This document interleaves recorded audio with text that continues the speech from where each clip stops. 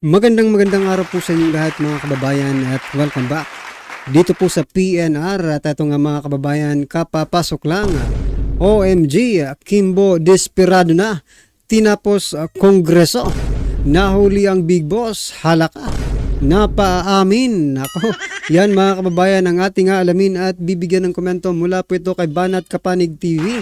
Nasa description po ang full video link ng video ito. Subscribe na po kayo. Yan mga kababayan, no? At dito nga sa ating thumbnail, kinanta si Tamba. Nako, Kongreso na karma na. Pag maingay, malaki ang bigay. Nako, patungkol po yan mga kababayan ng ating bibigyan ng komento, no? Pero bago natin simulan yan, ito may share din po ako mga kababayan. Patungkol po dito kay Thinking Pinoy, or mas kilala siya dati, no, na Thinking Pinoy. Ngayon po ang profile niya is yung pangalan niya na po, RJ Nieto. Naglabas po siya ng pahayag patungkol po dito sa pagbebenta ng gold. Yan, ng gold reserve ng Pilipinas. So yan, mga kababayan, bigyan po natin ng reaction yan. At ito nga yung isa pa. Okay, yung mga congressman mga kababayan, binuko. Itong si or talagang hindi na binuko kasi rin naman sila they are involved, no, dito sa pamimigay na ito na sinasabi nating pag maingay malaki ang bigay. Okay, so ito na mga kababayan, unahin na po natin itong kay RJ Nieto. Ito si Thinking Pinoy, yan mga kababayan. Ito po ang kanyang sabi: I don't understand. Nako. Why BSP, Bangko Sentral ng Pilipinas, selling gold is an issue. So meaning mga kabayan, ibig niyo sabihin hindi naman issue ang pagbebenta ng gold, no? Para sa kanya. Okay? When Philippine Gross International Reserves are consistently rising year on year, suddenly everybody knows Econ 1. Yan. Hindi naman everybody knows, no, kasi yung sigurong Econ 1 na yan ay para lang doon sa nakakaintindi. Pero kami po na mga normal lang na citizen ng Pilipinas, no, ay iba po kasi ang pagkakaintindi namin natin, no.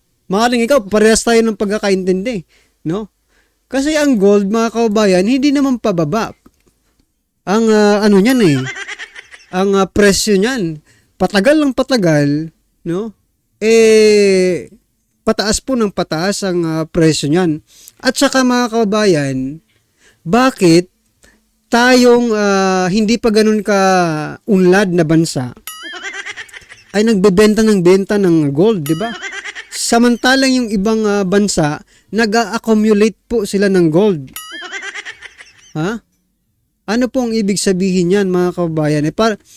Para sa akin personal opinion mga kababayan, kapag wala na pong gold or konti na lang po ang gold reserve ng Pilipinas, yung maaaring ito ang isa, no, sa pagbasihan ng mga investor or maybe the World Bank, di ba? Kung tayo pa ba ay pauutangin ng mas malaking kwarta, di ba? Kasi alam pa nila mayroon pa tayong marami pa tayong gold reserve. Pero pag yan po ay nawala, yung pera po natin parang mawawalan na rin po ng halaga. Di ba? Parang ganun po kasi yun di ba? Tsaka sayang naman yung gold na binenta nila, hindi na natin yung makukuha. Makuha man natin yun, maibalik man sa atin yun sa ibang presyo na, mas mataas na presyo na. Kasi hindi naman po tanga yung nagbenta ng gold na ibibenta rin, no, ng mas mababa. Diba? Mas mataas po nilang ibibenta yon. Ibig sabihin, mga kababayan, magdadagdag na naman tayo ng pera kung bibili man tayo ng gold, di ba? Kung bibili pa tayo ng gold. Nako. Ibig sabihin, mas mataas na po nating mabibili, no? Mas mataas na presyo na po natin mabibili kung bibili man tayo ng 25 tons of golds. Grabe. At saka ito pa, itong sinasabi ni Thinking Pinoy, wala namang issue sa pagbebenta ng gold. Meron po, may issue po dyan. Bakit? Bakit po? Nung panahon ni PRRD, pandemic, no? Marami pang pinagawang infrastructure. Pandemic pa yon. Hindi naman nagbenta ng gold eh. No? Bakit? Sasabihin nyo, mababa kasi ang presyo ng gold nun eh. No? Maybe, mababa ang presyo kaya hindi ibinenta. Pero hindi pa rin nagbenta. Mga kababayan, si PRRD ng gold. Diba? Baka sa next, diba, sa susunod na mga panahon, mas mataas ng presyo. Di sasabihin nyo na naman, tama, dapat hindi, nako, nasa huli talaga ang pagsisisi mga kabayan. Well, anyway, ano man po ang inyong opinion dyan sa komento ni Thinking Pinoy, ni Arjen Nieto, no? Mas kilala nating Thinking Pinoy, di ba? Mangga rin ito manggagamit rin ito. Ano masasabi nyo? I-comment na lang po sa baba.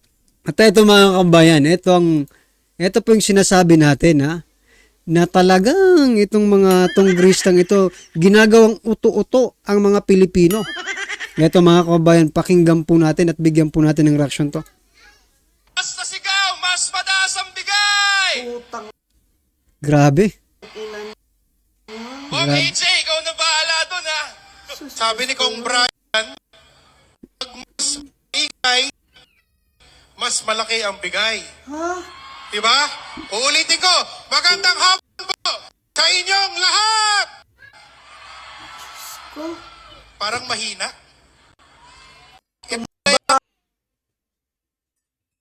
So yun mga kabayan, namimigay po sila. Hindi ko alam kung ayuda ba itong pinamimigay nila or bakit sila namimigay. Maybe this is ayuda, no? Pero kung ganito po sila, no, mga kabayan, for example lang yung eksena ganito, nasunugan or nabagyuhan kayo, for example lang, tapos ganito ganito ang proseso ng pamimigay ng ayuda, no? Abay, talagang iinit po ang ulo ng taong bayan pag ganyan ang gagawin ng mga inayutak na ito. Yung pinakamalungkot na tatanggap ng 5,000 ang napuntahan ko. Kung kailan nandyan pa ang aming boses. So, ang tanong nga dito mga kabayan, personal bang pera nila yan? Or pera yan ng taong bayan na binibigay lang din nila sa ayuda? No? Kasi kung personal nilang pera yan, wala tayong magagawa kahit anong gawin nila, kahit anong sabihin nila. Pero mga kababayan, kung ito po ay pera ng taong bayan through taxes, ibang usapan yon, di ba? Kasi parang pinahihirapan mo pang taong bayan para makuha lang yung ibibigay ninyo. Speaker, saka naman kayo malungkot. Ito na lang gagawin natin. So, nandyan daw si speaker mga kababayan. Sino ba itong ito? Congressman na ito. Teka lang, bebel tayo mga kabayan. Grabe. Ang kakapal ng mga mukha. Garapalan na mga kabayan yung kanilang mga ginagawa, no? Biruin mo. Pera ng taong bayan tapos sasabihin galing sa speaker. Ang hindi sasagot, ang iuuwing bigas, luto na. Ganyan ba? Luto na ang bigas na Uy, ano to? Pilitan na ito, pilitan. Ganon. Ginagago nyo na ang mga Pilipino di ba? Kung lutong bigas na, luto na kanin na yun. Sa bagay, baboy ito kanin baboy siguro yung bibigay dito. Walang niya. Nakakaano mga kabayan, no? Nakakalungkot isipin, no? Na mayroon tayo mga opisyal ng gobyerno na instead pagaanin ang buhay ng taong bayan, pagaanin yung nararamdaman ng taong bayan. Pero kung ganito ang maririnig mo habang namimigay sila ng mga ayuda, di ba? Matutuwa ka ba? Yung bigas luto na ibibigay sa inyo. I know this is a joke mga kabayan. Joke niya po 'yun, no, para gumaan po yung yung pakiramdam ng taong bayan diyan. Pero mga kabayan, kung pera naman 'yan ng taong bayan, di ba? Kung galing naman yan sa kabayan ng ating bayan, bakit mo naman pahihirapan pa ng mga ganyang-ganyang eksena pa? Ang amin pong leader sa Kongreso, ang talaga namang action man, Mr. Rice. Nako, Pero kung hindi nyo ayan mga kabayan, binuking na. Mr. Rice na. Kasi pinahirapan yung taong bayan sa rice na yan. Alam nyo, eto nga, nagdududa na ako dyan dito sa rice natin Di ba sinabi nilang pababain po yung presyo, no? Pero hindi naman bumababa. Instead, tumataas ng tumataas. Pero, bigas yung namimigay sila ng bigas bilang ayuda. Saan po galing yung bigas na kinukuha ninyo? Di ba? Or baka hoarders yun kayo ng bigas Baka lang naman, baka nag-hoard kayo ng bigas. Pero grabe napanood nyo ba yung balita mga kababayan, yung tuni-tuniladang bigas na nasa kote sa customs? nyo po na itatanong, halos lahat ng ibinibigay namin dito sa distrito galing po sa kanya ang iba, House Speaker Martin Romualdez. So yan mga kababayan, narinig nyo po. Grabe na ito. Lahat ng ibinibigay nila, itong mga tonggristang ito, lahat palang binibigay nila, o ibig sabihin, namimigay nga talaga sila, no? Ay galing pala kay Speaker Romualdez. Kaya ba hindi nyo mabanat-banatan si Speaker Romualdez, no? Kasi sa kanya nanggagaling lahat ng ipinamimigay ninyo. Di ba? Huwag naman ganoon. Sino ka bang congressman ka? Huwag naman ganoon. Dahil huwag niyong utuin yung tao. Buti nga hindi ka sinagot ng mga tao dyan. Siguro yung mga tao dyan wala ring alam. No? Na hindi naman talaga galing kay Speaker Romualdez. Yung ibinibigay nilang mga ayuda. Kung di galing po yan sa atin din. Sa atin po galing lahat ng binibigay nila. No? Nandyan lang po sana sila to organize. Hindi po para angkinin nila yung perang ibinibigay, no? Kasi pera po yan ng taong bayan at hindi galing kay Speaker Romualdez. Ikaw na tabatsyek na congressman ka ba? Sinungaling ka. Anong galing kay Speaker Romualdez? Hindi naman galing yan kay Romualdez Kahit saang korte, di ba? Walang magsasabi na galing talaga yan kay Romualdez, kay Speaker Romualdez. Galing po yan, no? Sa tax ng taong bayan. Pwede bang wag na siguro mga kabayan. Ano po ang inyong opinion diyan? I-comment na lang po sa baba. Talagang harap-harapan na po itong pang-uto, no, sa taong bayan. Grabe po. So ito na mga kabayan, ito pakinggan po natin si Sir Badong Aratiles sa kanyang video at bigyan po natin ng reaksyon ang video ito. Ito na po. Grabe po. Wala silang spirit of fairness. Wala po talaga. Pag proyekto kanila po, proyektohin kanila. Kung si BP Sara po, kung meron lang pong bahid ng may ginawa lang po si BP Sara na yun talagang mga pagkakamali lalo na sa pera. Talagang masisilip nila. Wala lang talaga eh. Pasalamat lang tayo kay BP Sara. In fairness po kay BP Sara, no? Wala pong tumagal sa Sila lang ni Tatay Digong yung mahirap tibagin nitong Congress eh. Kahit na anong imbestiga nila. Napunan nyo ba? Lahat na Sen, mga kabayan, tama po yung sinasabi dito ni Sir Badong Aratiles, no? Kung talagang merong ginawang kalokohan itong si Vice President Sara Duterte, sana umpisa pa lang, di ba? Impeach na ito eh. No? Sa dami ba naman ng nag-iimbestiga?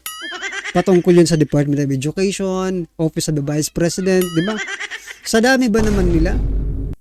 Wala, hanggang ngayon, hindi pa rin sila makakita ng grounds for impeachment. Kasi nga po, wala silang ano eh. Diba? Wala po silang nakikitang kaso. Or gumagawa lang sila ng mga kaso. Pero sa bawat ginagawa nilang kaso, no, lumalabas pa rin ang katotohanan. Like for example, doon sa Department of Education, okay, anong katotohanan ng sinasabi natin? Kasi hanggang ngayon mga kababayan, may nagko-comment pa rin hanggang ngayon about dyan sa 125 million CIF. Hindi ba nila alam? Na naglabas na po ng report ang COA? At hanggang ngayon ay hindi pa rin nila alam yan? So yan, at dito naman po sa Office of the Vice doon pa rin sa sa Department of Education, itong Undersecretary si Gloria Mercado, di ba? Inilabas nila bilang witness. Supal palagad, no? I-scammer pala, nagsusulisit ng hindi alam ni BP Sara. Sinong matutuwa dyan? Hindi tanggalin na yan. Ginamit po nilang witness. Nako naman. Dito naman sa Office of the Vice President, yung budget. Diba? Hindi talaga nila tinitigilan eh. Pero wala po silang nakikita. Wala silang napapatunayan. Kaya hindi po nila ma-impeach si Vice President Sara Duterte. Diba? Ang uri ng investigasyon na para idiin si BP Sara at saka si Tatay Digong, wala pa rin sila. Partida pa yan, hindi pa pinupunto per punto nila BP Sara yan. Tsaka ni Tatay Digong, hinahayaan lang sila. Kasi wala naman sila makikita eh. Yun yung maganda sa pagiging tapat. Yung iba, sad to say, kahit mga kakampi natin, mayroon kasing nakikita sa kanila. Di ba? Kaya madali silang idiin. O, kita nyo naman yung mga nakukuha nilang nagsasalita po ako in general, hindi po particular sa mga tao sa isang particular na tao Kung makikitaan ka kasi, ganyan po kasi mahirap po pag mga lumalaban ka tapos makikitaan ka ng ibubuta sa'yo. Grabe po talaga yan. Talagang hindi ka tatantanan. In fairness po, hindi nila tinantanan yung mag-amang Duterte. Kaya lang, wala talaga eh. Wala talaga sila may pambubutas. Sige, isa-isahin po natin. Saan ka nakakita? No? Na gusto nilang bumalik-balik ang Vice President. Pero yung ibang mga sekretary, hindi po nila pinabalik-balik. Bakit? Ina-approve nila. Saan ka nakakita na ginigisan nila yung Office of the Vice President dahil lamang sa mayroong notice of disallowance ang COA? Sang katutak po ang ahensyang may notice of disallowance. Ang tanong, sila po ba ay binusisi yung notice of disallowance nila? Hindi po. Tanging Office of the Vice President lang.